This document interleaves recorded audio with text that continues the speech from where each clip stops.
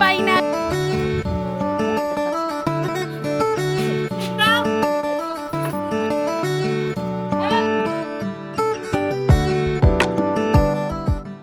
সকাল সকাল ঘুম থেকে উঠেই দেখি এত জোরে বাতাস ছেড়েছে যেন ঘরবাড়ি সব উড়িয়ে নিয়ে যাবে। আর সত্যি বলতে এই বাতাসটুকুর প্রয়োজন ছিল, কারণ যে প্রকারের গরম দিয়েছে তাতে তো জান যায় যায় অবস্থা। তো এই বাতাসটা দেওয়াতে না একটু ঠান্ডা পড়েছে। তো সেই জন্য ছেলেমেয়ে সবাই বাইরে এসে একদম উতাল ফাতাল শুরু করে দিয়েছে একটু বাতাস পেয়ে। ওদিকে দেখি মাও আবার রান্না বসিয়েছে। রান্না তো করতেই হবে, আর আমাদের বাড়িতে না সকাল সকাল ঘুম থেকে উঠেই একদম ভাত বসে যায়, কারণ দাদু 7টা-8টার মধ্যে ভাত খায়। এইদিকে আবার বাচ্চাগুলোর আনন্দের কোনো সীমা নেই, মানে বাতাস পেয়ে ওরা যে কী দিয়ে কী করবে কোনোটাই বুঝে পাচ্ছে না। তো আমি বলছি এত লাফাস না, একটু করে বৃষ্টি আসবে। কিন্তু এখন বৃষ্টি আসলে হবে না, কারণ আমাদের ছোট্ট একটা কাজ আছে। এদিকে ঘুম থেকে উঠে এসেই আমি 2 হাত মেলে একদম বাতাসের সামনে দাঁড়িয়ে পড়েছি, কারণ প্রচণ্ড গরম, যেটা বলার বাইরে। তো নিয়ে চলে এলাম আর একটা নতুন সকাল, আর একটা নতুন দিন, আর একটা নতুন ভিডিও। তো হ্যালো সবাইকে, আমি তৃপ্তি। আমার আরেকটা ভিডিওতে তোমাদের সকলকে জানাই অনেক অনেক ওয়েলকাম, আর আমার অনেক অনেক ভালোবাসা। বাড়িতে এসেছি প্রায় আজকে সপ্তাহ হয়ে গেছে, 1 সপ্তাহ হয়ে গেছে। তো আজকে সকাল সকাল স্নান করে নিয়েছি, ঘড়িতে বাজে এখন 10টা। তো আজকে সকাল সকাল স্নান করে নেওয়ার একটা কারণ, বাবা ছেলের জন্য মানত করেছিল, তো সেই মানতটাই দিতে যাব। আমাদের কাছের, মানে এখান থেকেই বেশি দূর নয়, আমাদের কাছের একটা মন্দির আছে, শনি মন্দির। আজকে শনিবার, তো সেখানেই একটু পুজো দিতে যাব আমি আর মা। তো সেই জন্য স্নান করে নিয়েছি। আর মেয়েকে নেব না, মেয়ে যে কোথায় আমি তাও জানি না। তো পাশের বাড়ি কাকাদের বাড়ি চলে গেছে আমার মেয়ে, বাড়িতে 1 সেকেন্ডও থাকে না। এই বাড়িতে কয়েকটা বাচ্চা কাচ্চা আছে, ওদের সঙ্গে খুব খেলা, খুব বন্ধুত্ব করে নিয়েছে। বইনু মাসি কই, ছোট মাসি কই? কই? ঘরে? তুমি তাকো, মাসিকে নিয়ে আসি। তো কাকাদের বাড়িতে এলাম, দেখি কোথায় আমার ম্যাডাম।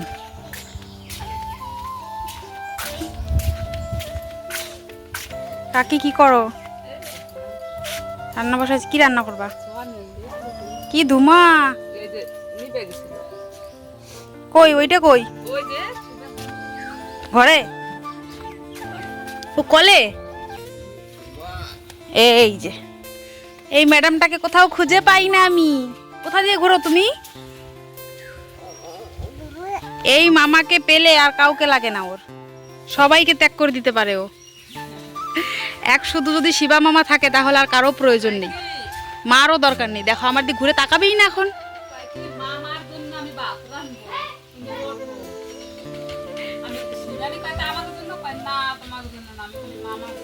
খালি মামার জন্য রানবে।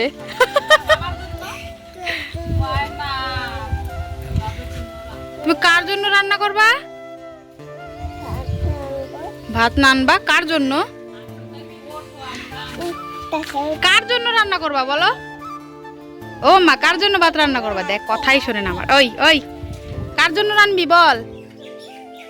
আমার দিক ঘুরেও তাকাবে না শিবা রে। শিবা তুই রেখে দে এটাকে। রূপম স্কুলে যাবে, মেয়ে তো আসলো না, ও মামার কাছে থাকবে। তো আমি, মা আর বাবাই যাব পুজো দিতে। তো পুজোটাকে দিয়ে আসি, অনেকটা বেলা হয়ে গেল, আরও সকালে যেতে হতো, 10টা পার হয়ে যাচ্ছে। মা কোথায় ঠাম্মা? মা, মার পুজো দেওয়া হয়ে গেছে, এখন তুলসী তলায় একটু জল দেবে, তারপরে আমরা বেরিয়ে যাব। এই রৌদ্র থেকে সর, রৌদ্র থেকে সরে দাঁড়া। এদিকে মায়ের ঘরের পুজো দেওয়া হয়ে গেছে, আর ফুল দুব্ব সব কিছুই মা গুছিয়ে নিয়েছে। কিন্তু এখানে ঘটেছে আরেকটা কাণ্ড, মানে যেটা চোখের সামনে সবসময় থাকে সেই জিনিসটাই আমরা নেইনি। তো বেলপাতাই আমাদের নেওয়া হয়নি, যেটা আমাদের বাড়িতে আছে। তো সেই জন্য আমি ওখানে লাঠি দিয়ে বেলপাতা পারছিলাম, তো পাড়া হয়ে গেছে। এবার মা আর আমি হাঁটতে হাঁটতে যাচ্ছি মন্দিরে।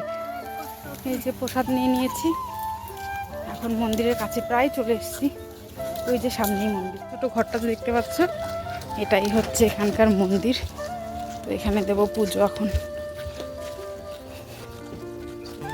এখানে শিবপাত্র আছে।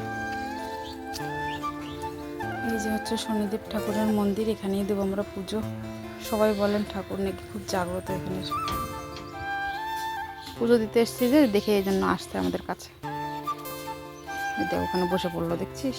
মন্দিরে এসে দেখি যে ভেতরটা আর থালা বাসন সব কিছুই পরিষ্কার করে ধুয়ে গেছেন অন্য একজন মহিলা, তিনিও এখানে পুজো দেবেন। তো আমরা মোট 3-4 জন মিলেই পুজো দেব। তো এই মন্দিরের দেখাশোনা করেন এই পাশের বাড়ির ঠাকুমা, তো উনি বললেন সবাই মিলেই একসাথে পুজো দিতে পারবি। তো এদিকে আমার ছেলেকে একবার দেখো, যার জন্য আজকে মানত দিতে এসেছি, মানে যার করুণ পরিস্থিতির জন্য মানত করা হয়েছিল, সেই ছেলেটা আবার সেই সাইকেল নিয়ে দৌড়াচ্ছে। তো খানিকক্ষণ ওকে দেখে আর কি বলবো, পিছন থেকে চেঁচালাম, আমার কথা তো শুনলই না। তারপরে স্কুলের স্টুডেন্টগুলোকে দেখছিলাম, মানে ওদেরকে দেখে আমার সেই মানে স্কুলে যাওয়ার দিনগুলোর কথা মনে পড়ে গেল।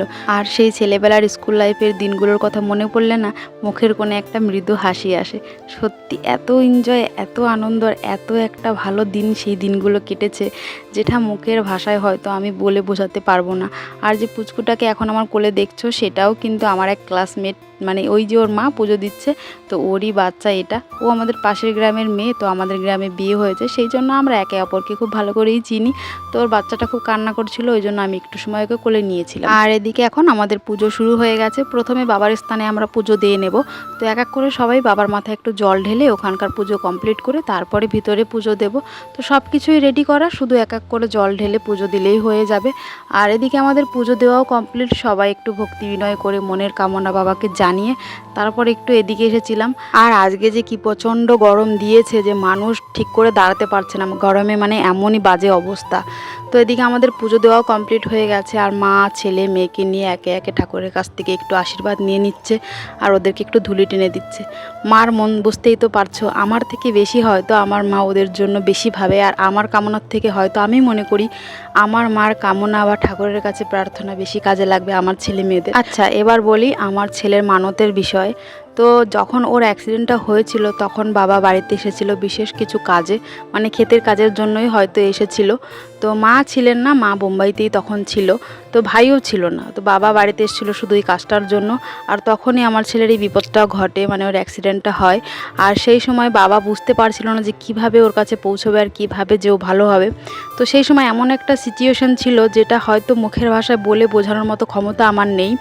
তো সেই জন্য বাবা বুঝতে না পেরে এখানে এসে মানত করেন, আর গ্রামের সব বড়রা বলেছিল যে এখানে মানত করলে সেই মানত নাকি পূর্ণ হয়।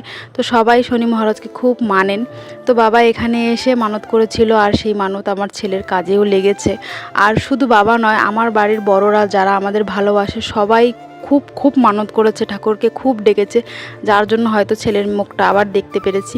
আর কি বলতো, বাবা মায়ের আশীর্বাদ ছেলেমেয়ের জন্য তো সর্বদা থাকেনি, আর তাদের ছেলেমেয়ের জন্য একটু বেশিই থাকেন। আর বাবা মা নিজের ছেলেমেয়ের ছোটোবেলাটা আমাদের ছেলেমেয়ের মধ্যে দেখতে পান, সেই হিসেবে আমার মনে হয় বাবা মার কাছ থেকে তাদের নাতিপুতি মানে আমাদের ছেলেমেয়ে ডবলের থেকেও ডবল ভালোবাসা পান। আশীর্বাদ তো সবসময় আছেই, আর সেই ফলস্বরূপ আমার মনে হয় আমরা সবসময় ভালো থাকি, সুস্থ থাকি, আর যে কোনো পরিস্থিতিতে আমরা চলতে পারি, মানিয়ে নিতে পারি। আর এটাই হচ্ছে বাবা মা, যাদের ঋণ আমরা এই জন্মে তো দূরেরই থাক, আগামী 7 জন্মেও হয়তো শেষ করতে পারবো না। আর সকলকে বলবো আমার ছেলের জন্য একটু প্রার্থনা করো। তো এই ছিল আমার ছোট্ট একটা ভিডিও। তো আজকের মতো ভিডিওটা এখানেই শেষ করি। ভালো লাগলে একটা লাইক, শেয়ার, সাবস্ক্রাইব করে সবাই পাশে থেকো। তো তোমরা সুস্থ থেকো, ভালো থেকো। দেখা হবে পরের ভিডিওতে। চলো, টাটা।